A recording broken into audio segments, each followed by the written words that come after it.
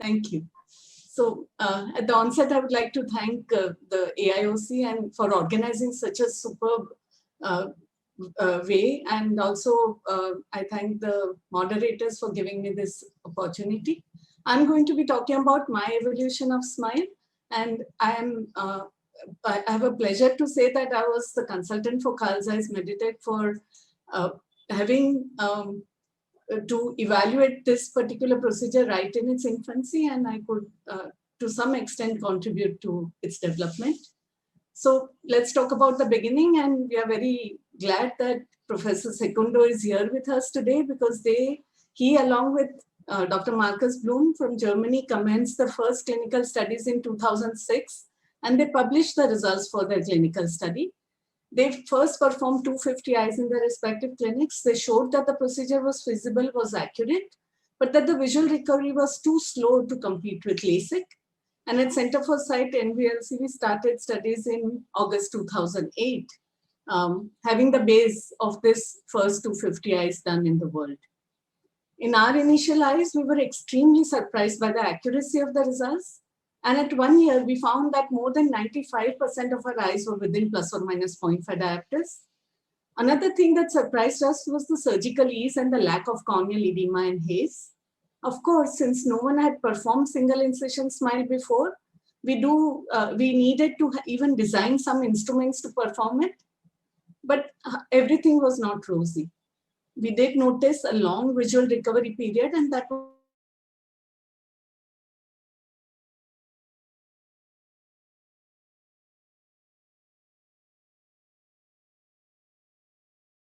very first few cases of flex that we performed.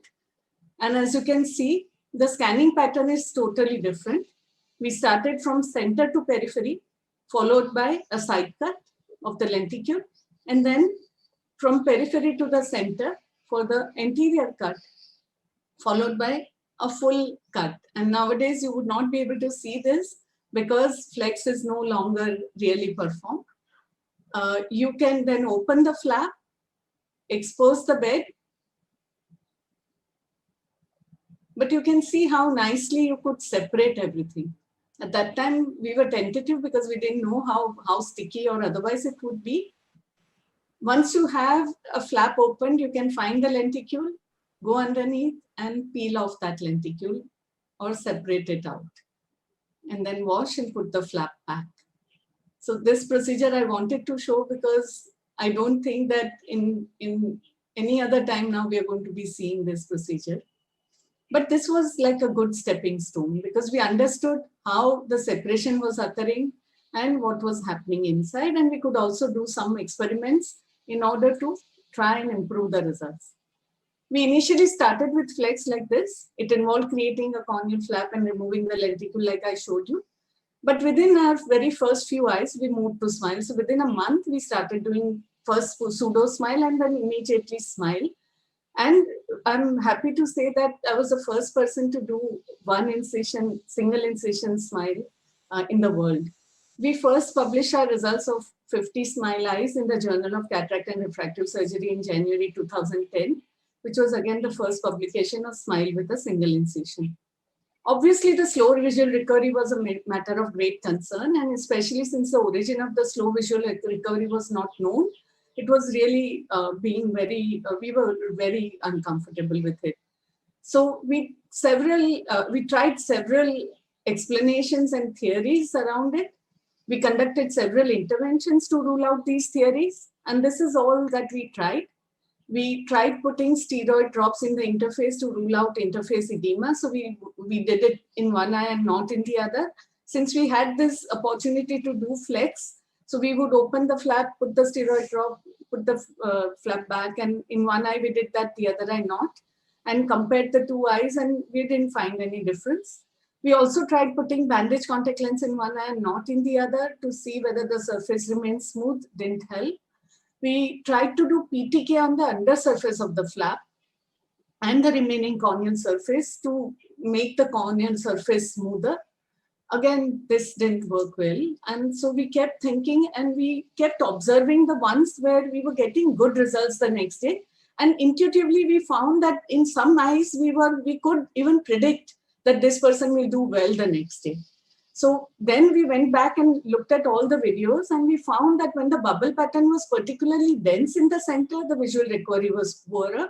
And this led us to the understanding of the cause of poor visual recovery, which actually went a long way in the further developments. So as you can see here, the first pass, all the bubbles are fine, but then the bubbles start coalescing. So when the second pass occurs, it's going through a distorted media.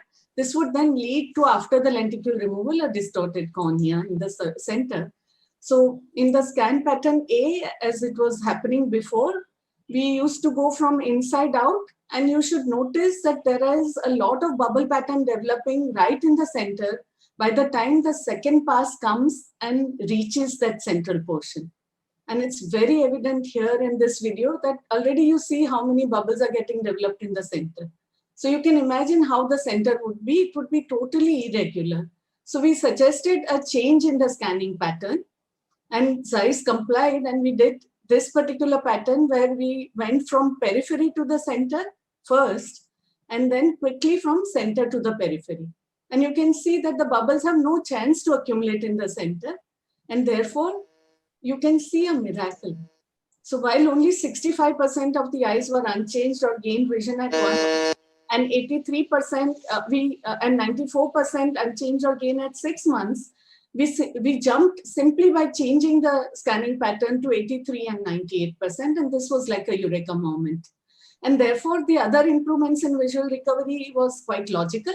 There was increase in the frequency from 200 to 500 kilohertz. We increased the spot spacing in 2012, and the improvement in laser spot quality. All this resulted in Smile today, which has visual recovery, which is similar or sometimes even great, is even faster than femto-LASIK. And in our practice today, more than 97% of the eyes reach best corrected visual acuity the very next day.